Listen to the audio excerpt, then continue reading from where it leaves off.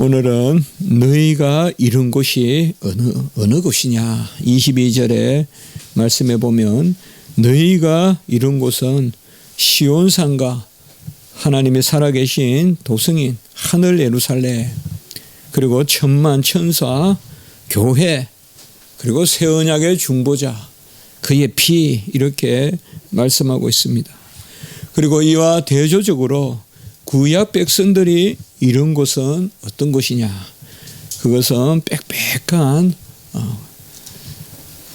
흑암이 있고 또 폭풍이 있고 구름이 있고 하염에 휩싸인 산이 있고 아주 내성과 같은 큰 소리가 있어서 사람들이 두려워하고 떨고 그 소리를 듣는 자마다 그만 말씀하시옵소서 그만 말씀하시옵소서 더 말씀해 달라는 것이 아니라 그만 말씀하시옵소서 그만 말씀하시옵소서 19절에 보면 더 말씀 아니하시기를 구하였으니 이것은 이미 우리가 알겠지만은 모세가 율법을 받으러 갈 때 그 산의 모습입니다. 오늘 여기에서는 이 두 모습을 너희가 이룬 곳은 모세의 산과 같은 곳이 아니라 특별히 20절에 보면 짐승이라도 그 산에 들어가면 돌로 쳐서 죽여버리겠다고 말씀하신 그 산이 아니라 바로 예수 그리스도께서 육체로 친히 길을 내셔서 이제 믿기만 하면 누구라도 그곳에 들어가서 거하고 더불어 먹고 마시고 화평을 누리는 바로 그곳이다라고 이렇게 말씀하고 있습니다. 아주 대조적으로 두 가지를 말씀하시므로 히브리인들이여 너희들이 여전히 붙들고 있는 그 모세의 예표가 아니라 이제는 예수 그리스도의 성취다. 그 현존이다. 그 가운데 평강 가운데 거하라라고 이렇게 소망 있는 말씀을 하고 있습니다. 신비주의자들은 초자연적인 현상과 또 그 현상에 참여하는 것 그것을 여호와의 임재로 착각하고 그것을 많이 체험한 사람을 경건하고 신앙에 있어서 앞서간다라고 착각합니다. 로마 가톨릭도 보면 신비 체험과 특별한 능력을 드러낸 사람을 꼭 그 조건을 가진 사람만을 성인으로 뽑아서 추앙하고 섬기고 그들이 말하는 둘리아라고 해서 그들을 섬기는 그런 모습들을 볼 수가 있습니다. 그러나 성경은 어디에서든 이러한 초자연적인 현상 큰 소리가 나고 빽빽한 어떤 그런 암중 모색이 있고 이런 것을 어디에서라도 성경은 큰 가치를 두고 말하지 않습니다.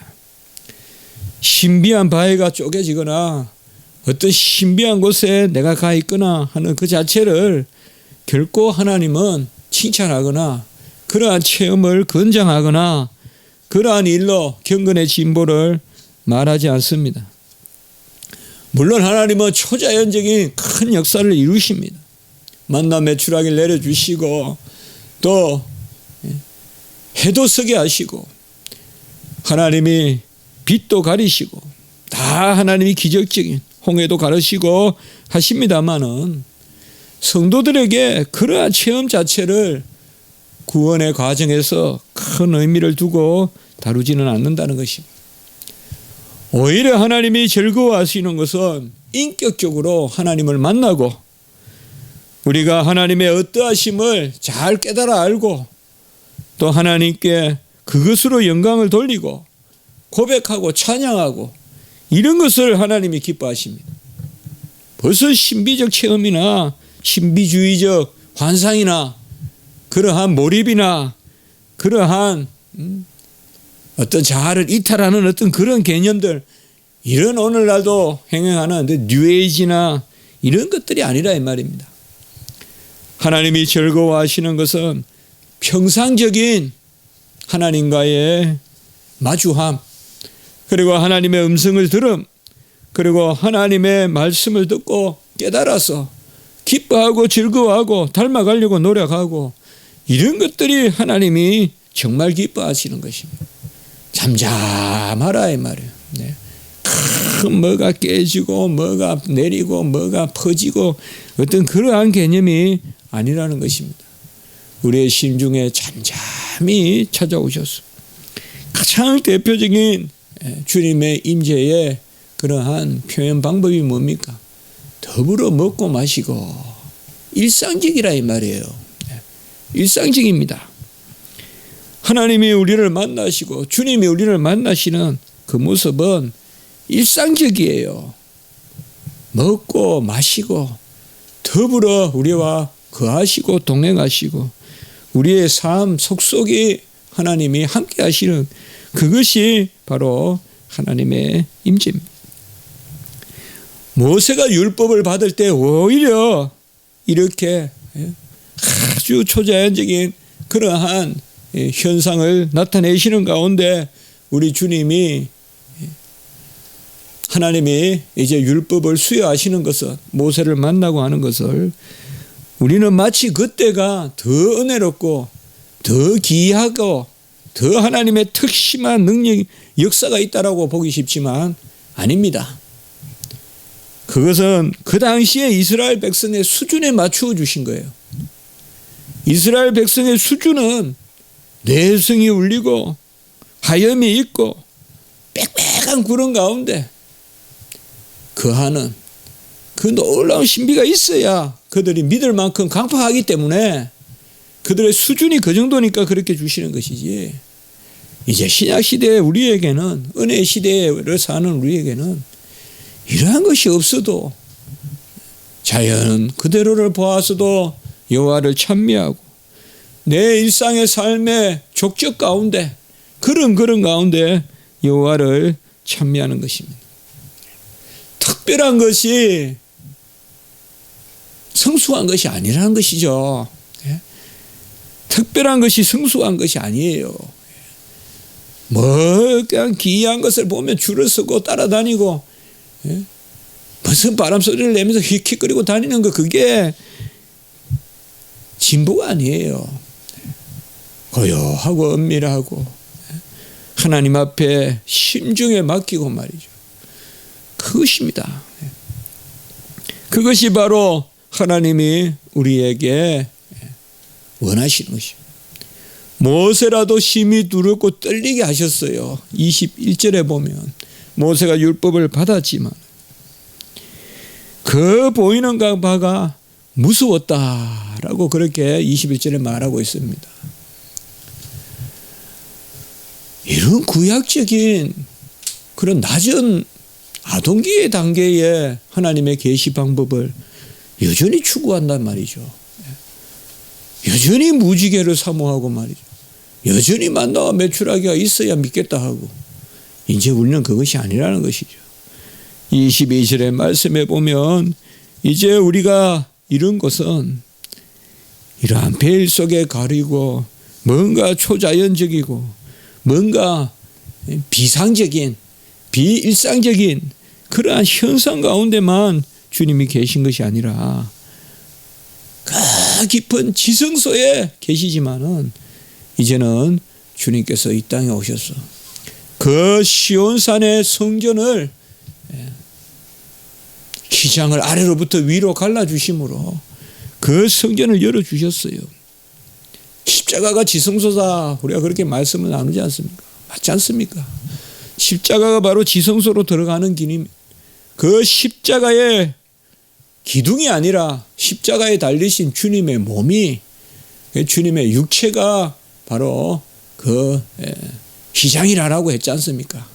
주님의 육체가 찢겨진 휘장이라고 우리가 보지 않았습니까? 바로 그곳으로 우리는 들어갑니다. 22절에 보면 시온산과 하나님의 도성인 하늘의 예루살렘과라고 이렇게 말하고 있습니다. 이것은 바로 예수 그리스도께서 우리에게 열어놓으신 바로 하나님과 우리가 그리스도와 함께 하나가 되는 그리스도와 함께 하나님의 자녀가 되고 상속자가 되고 그 그와 더불어 먹고 마시고 누리고 즐기고 기뻐하고 그를 영화롭게 하는 것이 우리의 감사와 찬양이 되고 유익이 되는 바로 그 삶을 말하고 있는 것입니다.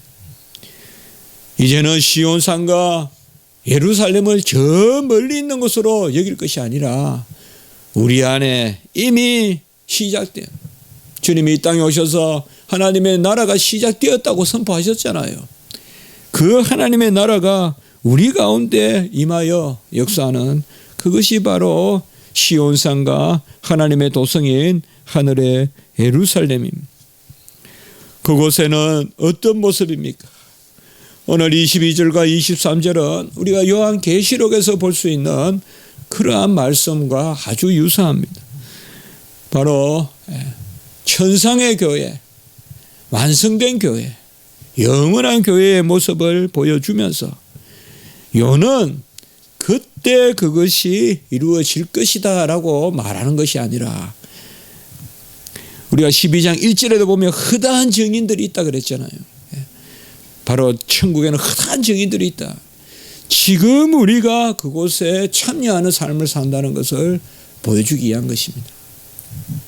이스라엘 백성은 오실 주님을 바라고, 또 특별히 다니엘서나 이런 말씀을 통하여서 주님이 오시고 그 이후의 종말을 또한 이스라엘 백성은 바라보았지만은, 우리는 이미 오신 주님을 영접하고 그 주님이 영원히 우리의 신랑이 되시는 그 새 예루살렘, 영원한 하늘 도성의 삶을 이미 이 땅에서 맛보기 때문에 그 즐거움을 누린다는 것을 오늘 말씀해 주고 있는 것입니다. 하늘의 모습이 어떻습니까? 천만 천사가 있다라고 이렇게 말했습니다. 천만 천사가 우리를 돌보고 지키고 호위하고 천만 천사의 꽉 찬 찬송 가운데 예배드리고 기도하는 그 모습을 보여주고 있습니다. 어떤 두려움이 아닙니다.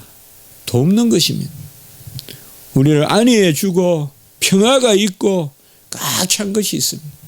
단절이 있는 것이 아닙니다. 짐승도 못 들어오게 하시는 것이 아닙니다. 이제는 오늘 이 예배 가운데도 하늘의 천사, 천만 천사가 지금 이곳에 우리의 예배를 붙들고 있는 것입니다. 호위하고 있는 것입니다. 그 천만 천사와 23절에 보면 하늘에 기록된 장자들의 모임이라고 이렇게 말하고 있습니다. 우리가 히브리서의 용어를 보면 다분히 히브리인들을 겨냥한 그러한 용어라는 것을 군데군데에서 발견하게 돼요. 하늘에 기록된 자녀들의 모임이다라고 해도 무방할 텐데, 특별히 장자들의 모임이다라고 한 것은 금방 우리는 유월절을 떠올릴 수가 있죠. 유월절에 장자들이 다 죽잖아요. 초태생이 죽잖아요. 처음 난 것들이 죽잖아요. 그때 예수 그리스도의 피, 어린 양, 유월절 어린 양의 피를 문설주와 임방에 바른 자들은 유월하잖아요. 지나가잖아요.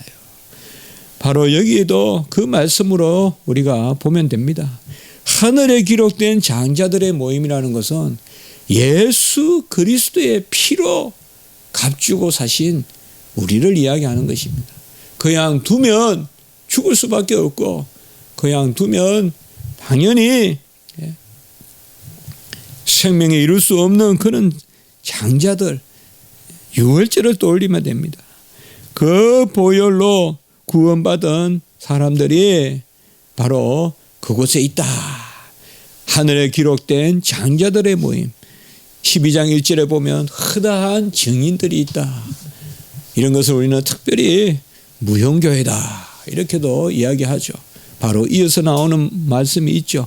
교회와, 지금 눈에 보이는 이 땅의 교회가 소망을 갖는 것은 우리는 천상의 교회, 또 영원히 하나님이 택하신 그 비가시적인 무형의 교회에 우리가 영원한 그러한 지체가 되고 함께 찬양하는 증인이 된다는 것이죠.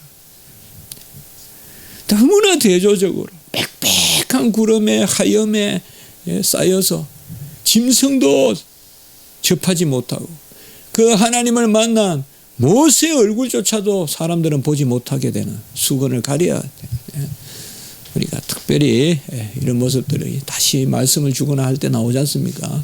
그러한 어떤 단절이 있었다면 이제는 더불어서 사는 것이요, 우리 일상 깊숙이 밤이나 새벽이나 낮이나 주님이 함께 하시는, 그것을 천사들이 돕고 이런 말씀, 은혜의 말씀을 지금 전해주고 있습니다. 특별히 우리 눈에 하나 뜨이는 것이 바로 교회라는 것입니다. 회당이 아니라 교회라는 것입니다. 히브리서는 특별히 우리가 이런 의미를 가지고 읽을 때 그 의미가 더욱 살아납니다. 하늘에 기록된 유월절 그 죽음을 모면한, 그 죽음에서 살리신 그 장자들이 모여 교회를 이룬다. 교회, 하늘교회, 새 예루살렘, 영원한 우리의 처소가 되는 그 교회, 주님의 몸된 교회, 주님이 우리의 신랑 되는 교회를 말하고 있습니다. 그리고 만민의 심판자이신 하나님과 온전하게 된 의인들의 영광, 이것도 참 은혜가 되는 말씀입니다. 심판은, 징벌을 우리는 항상 염두에 두죠. 아무 일이 없으면 심판하지 않죠. 맞습니다.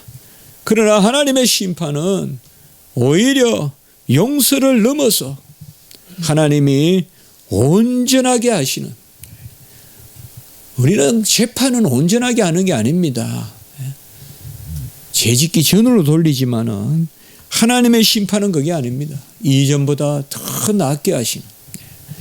그래서 하나님의 심판, 만민의 심판자이신 하나님이 오히려 우리를 온전하게 해서 의인을 삼아주시고 죄를 사할 뿐만 아니라 의를 전가해 주셔서 우리를 그저 이전과 같이 두시는 것이 아니라 이전보다 낫게 하시는, 그것이 바로 심판입니다. 오늘 한날도 또 한 주간도 우리의 연약함과 허물과 또 죄로 말미암아 하나님의 그때그때의 징계와 심판이 있지만은 그것은 우리를 그저 짓밟고 깔아내리는 것이 아니라 하나님의 우리를 온전케 하시는 그것이 된다는 것이죠. 심판이 온전하게 하시는 거예요. 그러므로 심판이 있고 새하늘과 새 땅이 있는 것입니다. 우리 의인들도 그 심판을 받습니다. 의인들의 심판을 받아요. 의인들의 심판은 죄가 다 도말되고 의가 전가되는 그 영원한 선포가 바로 의인들의 심판입니다. 그래서 의인들의 심판은 영생의 길로 나아가고 새하늘과 새 땅으로 나아가는 그것을 우리가 알 수가 있습니다. 온전하게 된 의인들의 영이란 말은 특별히 우리가 구원의 가정으로 말한다면 영화를 이야기하죠.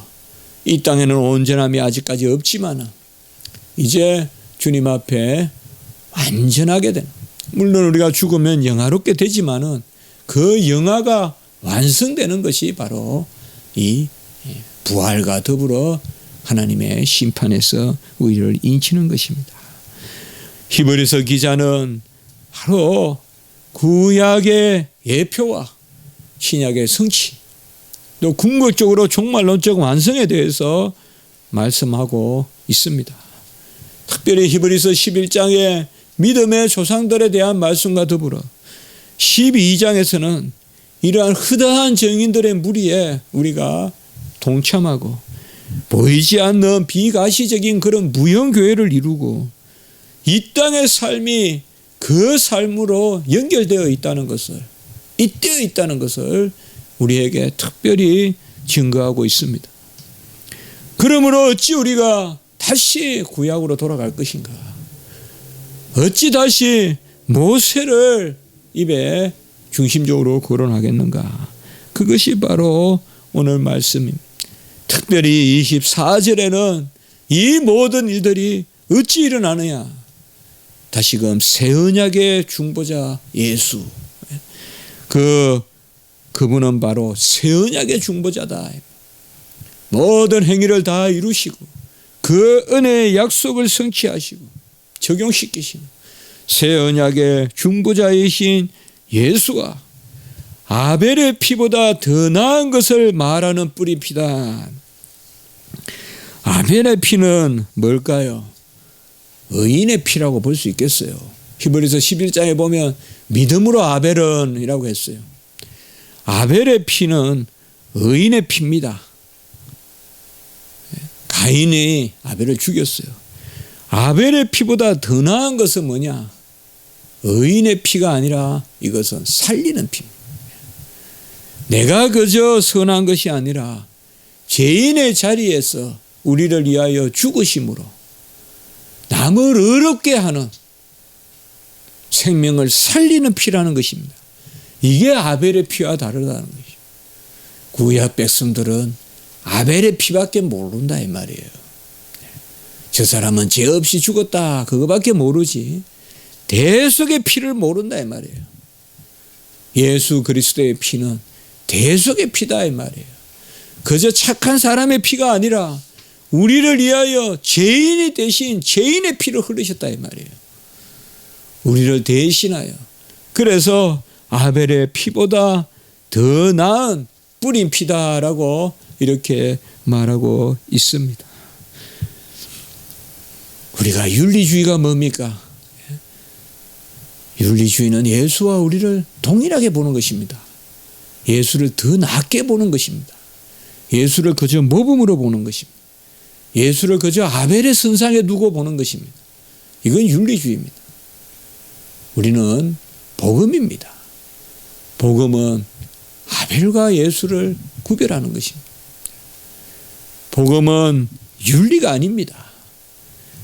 복음에는 윤리가 따르지만은 윤리가 복음이 될 수는 없습니다. 아벨의 피가 복음이 될 수 없다는 것이에요. 착하게 한 사람이 살았다는 것을 내세운다고 그렇게 살아라 아벨같이 살아라 아브람같이 살아라 이삭같이 살아라 야곱같이 살아라 그들을 내세우는 것은 윤리주의예요. 그리스도를 같이 살아라고 해야죠. 예수 그리스도를 본받으라고 해야죠. 어디 성경에 아브라함을 본받으란가요? 믿음의 주여 온전케 하신 예수 그리스도 주님을 본받아야죠. 그의 은혜의 공로로 말이에요. 구약의 모든 백성들을 우리가 모범으로 삼는 것은 그들이 모범이 되기 때문이 아니라 그들이 예수를 바라봤기 때문에 그들을 우리가 신앙의 선조로 믿는 것이죠. 그들을 믿는 게 아니죠. 그들이 믿은 그리스도를 믿는 거죠. 우리가 아벨의 피를 계속 입에 오르내리는 것, 이런 것들을 우리는 전통이라 하는 거예요. 이런 것도 우리 안에 계속 있어요. 예수 이야기 안 하고 목사 이야기 하는 거, 예수 이야기 안 하고 교회 이야기 하는 거, 이것은 다 부질없다 이 말이에요. 새 언약의 중보자인 예수 그리스도요. 이스라엘 백성은 입만 열면 아브라함, 이삭, 야곱, 모세 섬기는데 정작 그들이 바라보았던 예수 그리스도는 없다 이 말이에요. 오늘 이 시대를 우리가 잘 분별해야 돼요. 윤리냐 복음이냐, 심리냐 언약이냐. 된다가 아니라 하나님이 정하신 약속, 심리가 아니에요. 뭐 된다 하면 되고 자기 암시하면 되고, 그게 어찌 기독교입니까? 그저 한 시민같이 살아라는 것도 아닙니다. 바로 복음입니다. 예수 그리스도께서 피 뿌려서 우리를 사셨다는 것이죠. 이 양단의 결단을 히브리서는 촉구하고 있는 것입니다. 모세냐 아벨이냐. 모세도 아벨도 아니고 그리스도시다. 그리스도를 우리가 믿는 믿음이다 라고 이렇게 말하고 있습니다. 우리는 일체 모든 것을 다 내려놓고 우리를 넘어지게 하는 그러한 일체 것들 다 내려놓고 그리스도만 바라봐야 됩니다. 그리스도만 바라봐야 돼요. 그럴 때 확 열리고, 그럴 때 평강이 있고, 평강의 왕이시죠. 그럴 때 기쁨이 있어요. 막 전통, 막 유전, 뭐 습관 이런 게 끼어들면 안 돼요. 성경 보세요. 항상 성경은 참신해요.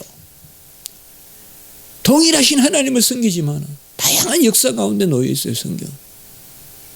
그게 뭐냐?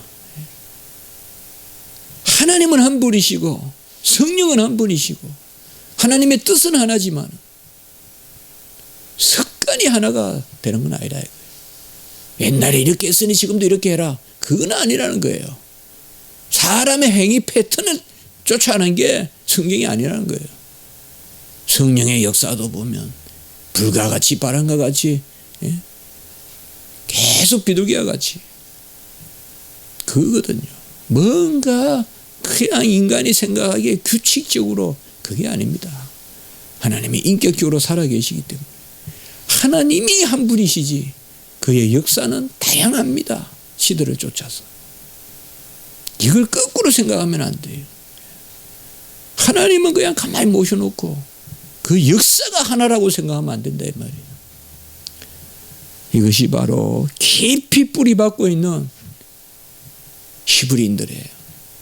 입만 열면 아벨, 입만 열면 모세 하는데 정작 그들은 예수 그리스도를 모르고 있는 거죠. 우리도 오늘 말씀을 비추어서 주님 한 분만 마음에 모시고 주님 한 분만 바라보면 그를 믿는 아벨도 보이고 그를 믿는 아브라함도 보이고 주님 보이지 않으면 아브라함도 필요 없고 이삭도 필요 없고 야곱도 필요 없어요. 얼마나 우리가 강단했어. 제가 지난주도 잠깐 말씀드렸지만 어찌 에스라를 본받으라고 40분간 설교하고 내려오냐 이 말이에요. 그게 복음일까요? 에스라가 믿었던 주님을 본받으라 해야죠. 물론 다 가능해요. 다 가능하지만 그분도 주님을 믿으라고 설교했겠죠. 그러나 최소한 한 번은 주님 말씀이 나와야 될 거 아니에요. 너무나 애통하는 마음이 많다 이 말이에요. 여전히 아벨만 설교하고 내려온다 이 말이에요. 아벨이든 아브라함이든 에스라든 느헤미야든 주님을 증거해야 된단 말이에요. 그것이 이 시대의 복음이란 말이에요. 이것을 우리가 깊이 생각하고 주님 한 분만을 알기로 했다는 그 사도 바울의 고백이 뭘 의미할까요? 구약을 다 폐기했을까요? 아니에요. 사도 바울은 구약을 잘 인용하고 잘 알아요. 그러나 어찌 십자가만 알기로 하고 주님만 알기로 했다 할까요? 모든 구약을 바로 아는 것은 주님을 아는 것이기 때문에 그렇잖아요. 이 말씀을 통하여서 우리가 오늘 대조적으로 나온 이 말씀을 통해서 다시금 주님만 바라보고 오늘 또 성찬을 거행하고 또 이렇게 하는데 추수감사 이 모든 일들 가운데 주님을 바라보고 오늘 제 설교에 보면 오전 설교에 보면 모든 곡물은 주님의 살이요 모든 기름은 주님의 피다. 우리가 먹고 마시는 모든 음료는 주님의 피다. 그것이 추수감사절과 우리가 성찬과 예찬과 연결되는 부분이다. 그렇게 제가 설교를 준비해 봤습니다. 한번 기도드리겠습니다. 거룩하고 자비로우신 하나님 아버지, 장자들을 주님의 피로, 새 언약의 피로, 유월절 양 이제 예표가 아니라 그 실체가 되시고 몸이 되셔서 단번에 영원한 제사를 드리신 그 주님의 피로 장자들을 값주고 사셨으므로 우리가 이제 하늘 장자의 해에 들게 하시고 흐다한 무리 가운데 거하게 하시고 그 교회의 지체가 되게 하심을 감사합니다. 주여, 모든 일로 예수 그리스도를 바라보게 하시고 주님을 봐야 하나님을 보고 주님으로부터 흘러나와야 그것이 참 은혜라는 것을 기억하게 도와주시고 여전히 이스라엘 백성과 같은 구약의 예표와 같은 그러한 수준에 머물러 있지 말게 하시고 예수 그리스도로 믿음의 주여 온전케 하시는 주님만을 바라보는 저희들이 되게 해 주시옵소서. 오늘 한날 우리 교회를 주여 불쌍히 여기시고 우리 성도님들 불쌍히 여기시고 우리의 연약한 심령과 우리 어린아이 같은 입술과 우리가 하나님께 나아가는 애타는 마음을 기억하시고 오늘 성찬 가운데 큰 은혜를 베풀어 주시고 오늘 말씀과 예배와 또 오늘 있을 그러한 아버지여 임명과 이런 모든 순서 가운데 함께 하시고 우리 주일학교도 주님 잘 보듬어 주셔서 정말 큰 일꾼들이 나오는 주일학교 될 수 있도록 인도하여 주시옵소서. 감사하옵고 구주 예수 그리스도 이름으로 기도드리옵나이다. 아멘.